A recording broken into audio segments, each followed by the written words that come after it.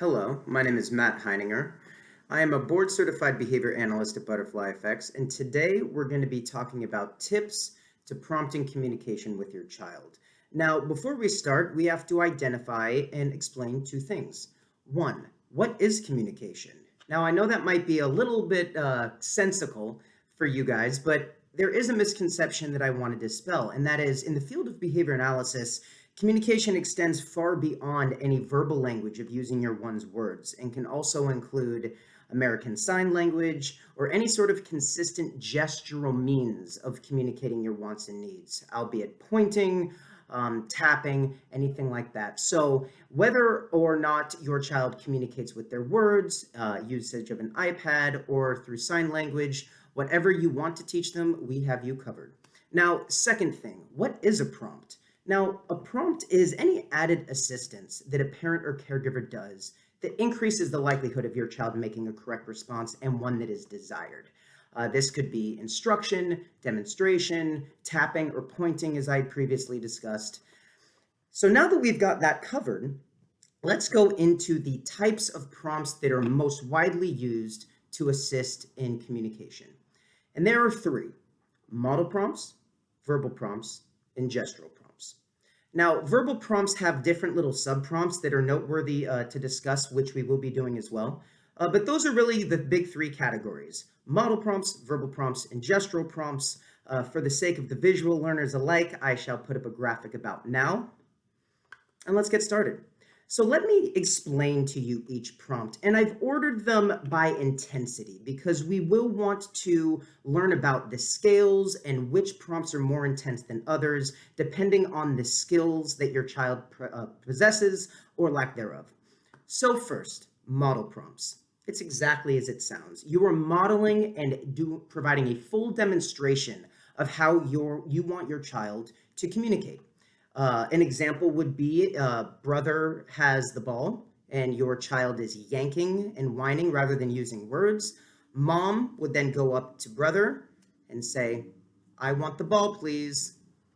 Brother provides it to mom, as the child is, of course, observing mom, and she's emulating and modeling exactly the desirable behavior that she hopes to teach with the child, at which point in time, usually they would then kind of, "Okay, your turn," and the child would then hopefully provide that response using more appropriate sentences and words. Second, you have your verbal prompt.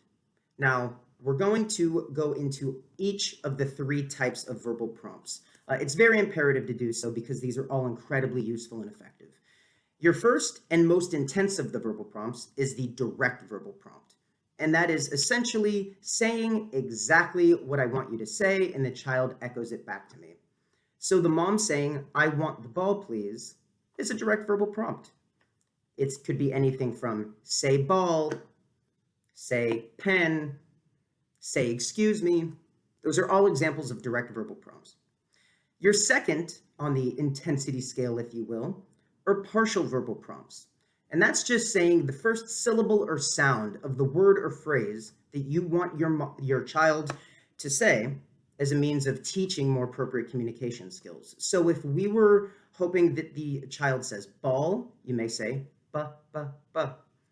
Or excuse me would then be excuse. Just a small snippet of the first little phrase or word cues them to then use more elaborate and appropriate communication. Third would be an indirect verbal prompt. Now, this is any question or statement that is used to assist in prompting the child to use the communication. And that could be one that you probably already use, and that is, "What do you want?" Or more subtle ones could be, what did you forget to say? Or what are you supposed to say? These are all really good indirect verbal prompts that could be used.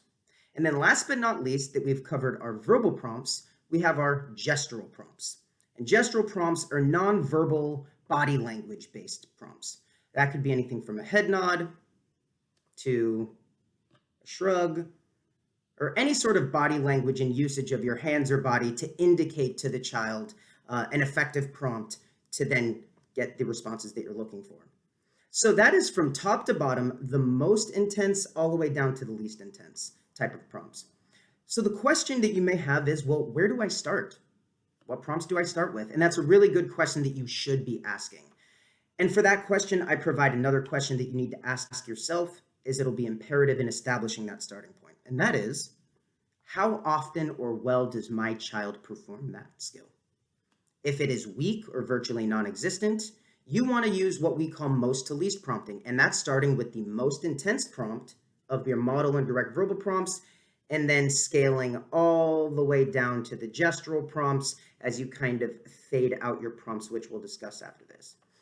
Conversely, if you have a child who possesses the skill, at minimum uses it sporadically, and just needs some fine-tuning and strengthening, you want to use least to most prompting, and that is starting with your lesser intense prompts, those gestural prompts of the shrugs or the head nods, then working up to a what do you want, and then if need be, if they don't emit the proper response, you would work all the way up to your direct verbal of say excuse me, say I want the ball.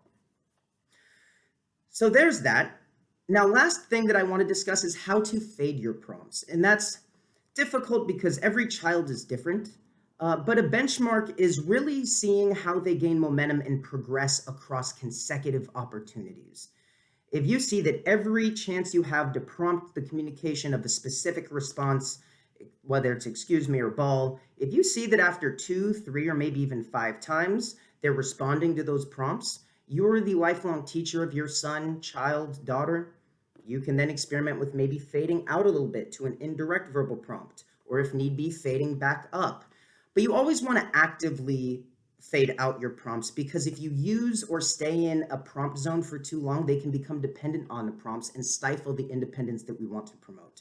So with that said, I hope that you found this video to be very beneficial, and just remember MVG, because if you can remember MVG, you could be the MVP, most valuable player, in teaching your child communication skills.